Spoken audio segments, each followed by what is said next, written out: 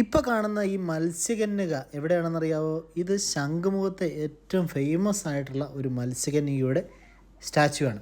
ശംഖുമുഖത്ത് വന്നു കഴിഞ്ഞാൽ നമുക്ക് കുറേ കാര്യങ്ങൾ കാണാൻ പറ്റും. ഈ മത്സ്യകന്യകയുടെ സ്റ്റാച്ചു ഉണ്ട്, അതുപോലെ തന്നെ വലിയൊരു ഹെലികോപ്റ്റർ അവിടെ വെച്ചിട്ടുണ്ട്.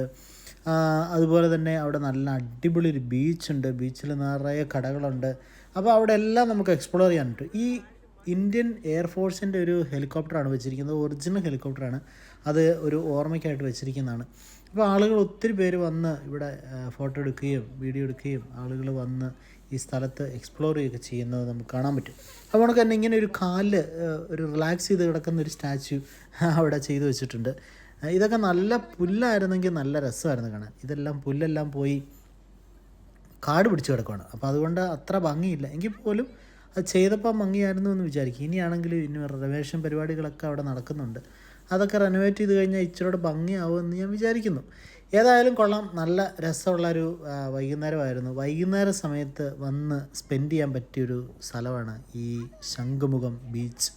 അപ്പോൾ നമ്മൾ സൺഡേ സ്കൂൾ ടീച്ചേഴ്സും പിള്ളേരൊക്കെ ആയിട്ട് കറങ്ങാനായിട്ട് വന്നതാണ്. അപ്പോൾ നമ്മുടെ ചെറിയൊരു ട്രിപ്പായിരുന്നു. കുതിരയുടെ അടുത്ത് നിന്ന് ഫോട്ടോ എടുക്കുകയും വീഡിയോ എടുക്കാനായിട്ട് നോക്കിയതാണ് കാണുന്നത്. കുതിര കടിക്കുമോ എന്നൊക്കെ ചോദിക്കുന്നുണ്ട്. ഏതായാലും രസമായിരുന്നു. അപ്പോൾ അങ്ങനെ നമ്മൾ അടിപൊളി ഒരു ട്രിപ്പ് നടക്കും. അടിപൊളി.